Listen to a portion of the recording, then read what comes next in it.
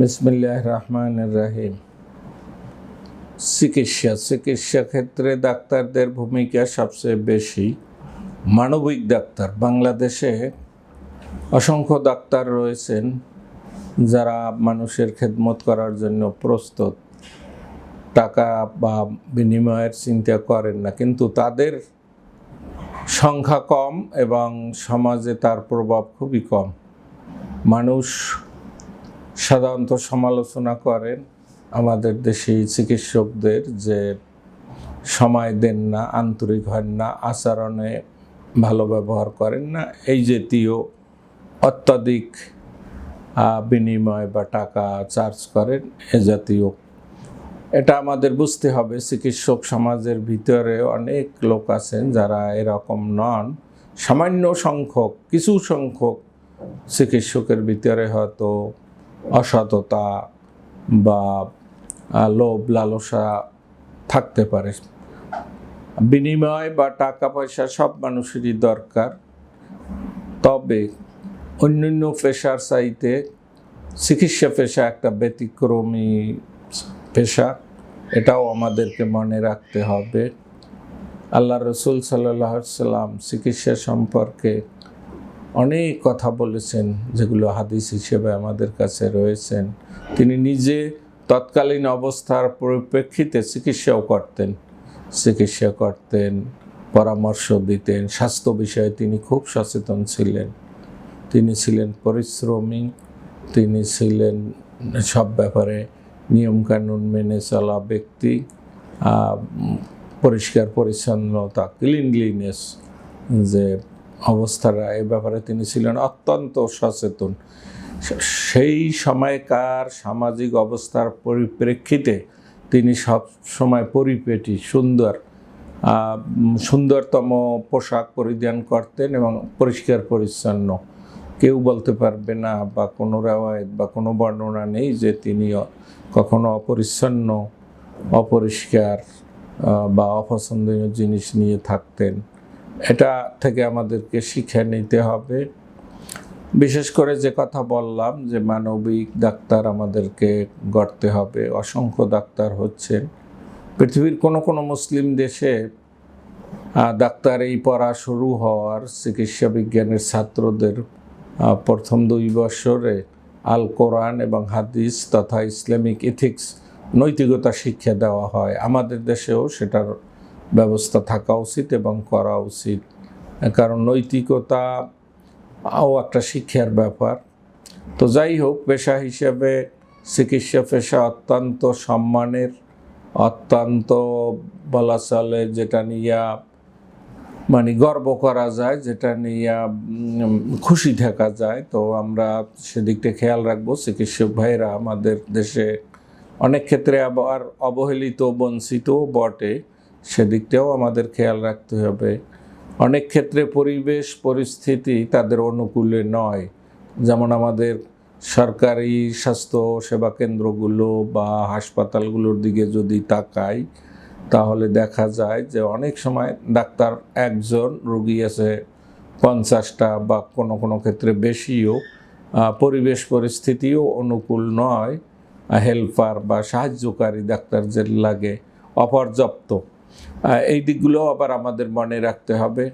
আর doctor ভাই বোনদেরকেও বলি, আল্লাহ রসুলের সহিহ হাদিস রয়েছে যে কোনো ব্যক্তি যদি কোনো রোগী দেখতে যায়, তাহলে আল্লাহর ফেরেশতারা তার জন্য দোয়া করতে থাকে যতক্ষণ পর্যন্ত সে ফিরে না আসে। এরকম একটা ব্যাপার, যেখানে রোগী দেখতে গেলেই এত পুণ্য, সেখানে আমাদের কাছে আমরা যারা চিকিৎসক, আমাদের কাছে রোগীরা আসে, সেই অবস্থায় যদি আমরা তাদেরকে সঠিক বিনিময়, সঠিক পারিশ্রমিক নিয়েও তাদেরকে চিকিৎসা করি, তাহলে এবং আমি একজন মানুষের খেদমত করছি এই মনোভাব আমার ভিতরে থাকে, তাইলে এজন্য আমি সওয়াব পাবো। টাকা নেওয়ার পরও, ফি নেওয়ার পরও আমি সওয়াব পাবো। কিছু কিছু বর্ণনা শোনা যায় যে অপ্রয়োজনীয় অপারেশন, অপ্রয়োজনীয় বা পরীক্ষা নিরীক্ষা করা হয়। আমার মনে হয় না কোনো বিবেকবান চিকিৎসক এরকম কাজ করেন। আবার এটাও ঠিক যে এরকম মানুষ থাকাটাও একেবারে অসম্ভব নয়। আমাদের সামাজিক প্রেক্ষাপটে, আমাদের পরিবেশ পরিস্থিতির কারণে, যেমন অনেক সময় ধরা পড়ে ভুয়া ডাক্তার এসএসসি পাস করে সে বিভিন্নভাবে এমবিবিএস তথা পোস্ট গ্রাজুয়েশন বিশেষজ্ঞ সার্টিফিকেট পর্যন্ত জোগাড় করে বিশেষজ্ঞ চিকিৎসা দেয়।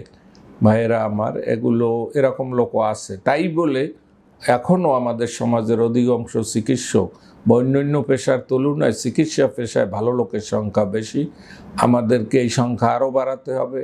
আমাদেরকে মানবিক হতে হবে, গরিব দরিদ্র রোগীদের ব্যাপারে সচেতন হতে হবে, উদার হতে হবে, ফির ব্যাপারে, টাকার ব্যাপারে, পারিশ্রমিকের ব্যাপারে। অনেক সময় গরিব রোগীরা কান্নাকাটি করে, দিতে পারে না, সে অবস্থায়ও আমাদেরকে নমনীয় হতে হবে। ভাইয়েরা আমার, আমাদের অনেক রোগী বিদেশে চলে যায়, কিন্তু তারা একথা স্বীকার করে যে সেখানকার চিকিৎসকরাও যে ঔষধ দিয়েছে আমাদের ডাক্তাররাও কিন্তু আমাদের ব্যবহার, আচরণ, সময় তাড়াহুড়ো করে। আসলে অনেক সময় অনেক বিজ্ঞ ডাক্তার সাহেবেরা মনে করেন যে রোগী দেখলেই বুঝতে পারা যায় যে এই রোগীর কী হয়। এটা ঠিক, আপনি বুঝেন, আপনি একজন বিশেষজ্ঞ ডাক্তার, কিন্তু ওই রোগী বোঝে না, বা ওই রোগীর আশেপাশে যারা, তার সহকর্মী যারা, তার সাথে আগত লোকেরা, তাদেরকে বোঝানোর জন্য কিছু সময় দিয়া রোগীর ইতিহাস, রোগীর বর্ণনা, অন্য কোথায় চিকিৎসা করিয়েছে, সে চিকিৎসায় কোনো ফলাফল ভালো কিছু হয়েছে কি না বা ইত্যাদি, এগুলো একটু সময় দেওয়া দরকার। আর যদি আপনি না পারি সেই সময় দিতে, তাহলে রোগীর সংখ্যা কমিয়ে দেওয়া দরকার। কিন্তু আমাদের দেশে এটাও ঠিক যে ভেরি হাইলি স্পেশালাইজড ডাক্তারের সংখ্যা খুবই কম। যারা একটু সুনাম করতে পারেন তাদের কাছে অসংখ্য রোগী ভিড় করে, এমনকি জোর করে অনেক সময়, দেখতে হবে, আমি কেন দেখাতে পারবো না, আমি অনেক দূর থেকে, ইত্যাদি ইত্যাদি। এই পরিবেশগুলোও কীভাবে নিয়ন্ত্রণ করা যায় এটা খেয়াল রাখবেন। আর যারা সরকারি হাসপাতালে অনেক বিভিন্ন চাপের মুখে কাজ করেন, তারাও মেজাজের ভারসাম্য রক্ষার চেষ্টা করবেন। অনেক জায়গায় দেখা যায় ডাক্তার এবং রোগীর লোকেরা এমনকি মারামারির পর্যায়ে পৌঁছে যায়। সেক্ষেত্রে হয়তো দোষ রোগীর বা রোগীর সহকর্মীদের, কিন্তু পত্রপত্রিকায় যখন আসে বা এটার প্রচার হয়, মানুষ স্বভাবতই চিকিৎসকের দোষ দেয়। তার কারণ তারা ওই কী অবস্থায় ঘটনা ঘটেছে, পরিবেশটা কেমন ছিল, সেখানে কি পরিস্থিতি ছিল, তারা সেটা জানে না। তারা শুধু জানে যে ডাক্তার। আর আমাদের দেশে একটা প্রচারণা হচ্ছে খুব বেশি যে খরচ খুব বেশি ইত্যাদি। আসলে আমাদের দেশে এখন অনেক অপারেশন হয়, অনেক চিকিৎসা হয়, যেটা আগে হতো না। এবং বিদেশে গেলে, যেমন সিঙ্গাপুর গেলে 30 লাখ টাকা লাগে, থাইল্যান্ড গেলে 18 লাখ টাকা লাগে, ইন্ডিয়ায় গেলে 15 লাখ টাকা লাগে। এখানে 2-3 লাখ টাকা হলেও আমাদের লোকেরা হঠাৎ চটে যান, খেপে যান যে টাকা খুব বেশি। এই জিনিসটাও আমাদের দেশবাসীকে আমাদেরকে খেয়াল রাখতে হবে যে অনেক উন্নত চিকিৎসা আমাদের দেশে এখন হচ্ছে। আমি শুনেছি অনেক ক্ষেত্রেই যারা ভারতে যায় তাদের কাছে অনেক ডাক্তার, অনেক চিকিৎসক, আমাদের এখানকার কিছু চিকিৎসকের নাম বলেছেন যে অমুকে থাকতে, অমুকে চোখের ডাক্তার থাকতে, অমুকে অর্থোপেডিক্সের থাকতে, অমুকে লিভারের চিকিৎসক তোমাদের দেশেই রয়েছে, তোমরা কেন এখানে এসছো।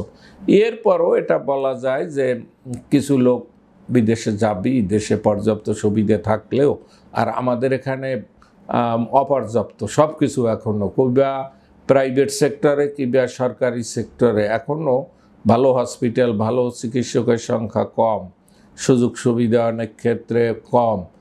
দেখা যায় একটা বড় হসপিটাল, একটা এমআরআই মেশিন, একটা সিটি স্ক্যান মেশিন বা এক্সরে মেশিন, 2-1টা, কোনোটা হঠাৎ বন্ধ হয়ে গেলে সরকারি সিস্টেমে রিপেয়ার হয়ে আসতে অনেক দিন লেগে যায়। তখন অনেক মানুষ মনে করে ডাক্তাররা ইচ্ছে করে এটাকে নষ্ট করে রেখেছে বা উপরি আয়ের জন্য অন্য ল্যাবরেটরিতে পাঠানোর, এরকম 2-1টা ক্ষেত্রে থাকতেও পারে, সাধারণত হওয়ার কথা না। কিন্তু অধিকাংশ ক্ষেত্রেই বাস্তবে সেটা নয়। এটা পরিবেশ পরিস্থিতি সিস্টেমের কারণে হচ্ছে। এই যে অপর্যাপ্ততা কথাটা বললাম, এই ক্ষেত্রে প্রযোজ্য, এটাও আমাদেরকে খেয়াল রাখতে হবে। আলহামদুলিল্লাহ অতীতের যে কোনো সময়ের চেয়ে বিগত কয়েক বছর যাবৎ, কিছুদিন যাবৎ ঔষধপত্রের সরবরাহ মোটামুটি খারাপ না সরকারি হাসপাতালেও, কিন্তু মানুষের সন্দেহ যে যা দেওয়া হয় সে পরিমাণ জনগণের কাছে পৌঁছে না। হয়তো কোনো ক্ষেত্রে এটা সত্যি হতে পারে, কিন্তু অধিকাংশ ক্ষেত্রেই সঠিক নয়। এই যে অবিশ্বাস, অনাস্থা, এই পরিবেশটা আমাদেরকে পরিবর্তন করতে হবে, এবং এটা করা যায় অতি সহজে মেইনলি আপনার আমার আচরণ দ্বারা, সুন্দর ব্যবহার দ্বারা, তাদের সাথে তাদেরকে একটু সময় দিয়ে বুঝিয়ে বলার মাধ্যমে। ভাইয়েরা আমার, মানুষ যখন দুরবস্থায় পড়ে, রোগ ব্যাধি, তার যে সহায় সম্পত্তি সব বিক্রি করে অলরেডি চিকিৎসা করানো হয়ে গেছে, রোগী ভালো হচ্ছে না, তখন স্বভাবতই রোগী বা তার আপনজন সবাই একটা অস্বস্তিতে ভোগে, অস্থিরতা, হতাশা। সেই অবস্থায় আপনার কাছে আসে, আমার কাছে আসে, চিকিৎসকদের কাছে আসে। তখন যদি তারা একটু সান্ত্বনার বাণীও শুনতে না পায়, তাহলে তাদের ভিতরে ক্রোধ, যে হতাশা ইত্যাদি ভায়োলেন্ট রূপ নিতে পারে। এটা স্বাভাবিক, সেটা আমাদেরকে বুঝতে হবে, এবং সেই অনুসারে আমাদের কথা এবং কাজে রোগীর পক্ষকেও এটা বুঝতে হবে। সাথে সাথে যারা চিকিৎসা কাজে নিয়োজিত চিকিৎসক সহ তার সহকর্মীরা, তাদেরকেও এটা বুঝতে হবে যে অনেক ক্ষেত্রেই, আর কিছু ক্ষেত্রে এমনও আছে যে কিছু লোকেরা আসি হসপিটালে বা চিকিৎসা কেন্দ্রে একটা কিছু ঘটানোর জন্য, বা সেটাও আমাদেরকে বুঝতে হবে।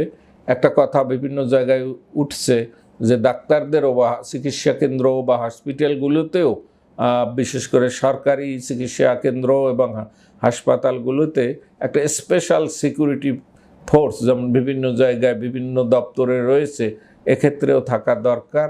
কোনো কোনো ক্ষেত্রে একেবারেই নেই, শুধু একজন সিকিউরিটি গার্ড খালি হাতে, লাঠিও নাই বা একটা কিছুও নাই, সেরকম অরক্ষিত বলা চলে থাকে।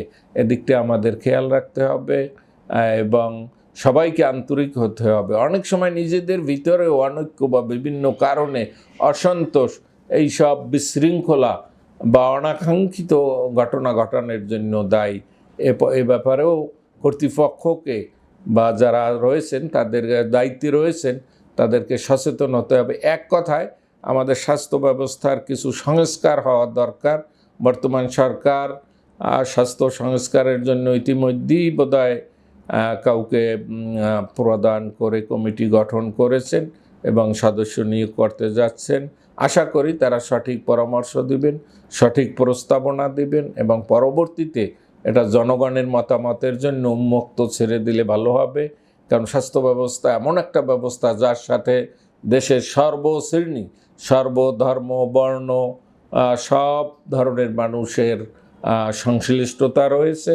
আশা করি বর্তমান সরকারের সংস্কার যে প্রস্তাব বা কর্মসূচি রয়েছে, সেক্ষেত্রে স্বাস্থ্য ব্যবস্থা, দেশের স্বাস্থ্য ব্যবস্থা সংস্কারের ব্যাপারে একটা ভালো ভূমিকা রাখবে, এবং জনগণের আকাঙ্ক্ষিত যে স্বাস্থ্য ব্যবস্থা তার কাছাকাছি আমরা পৌঁছতে পারবো।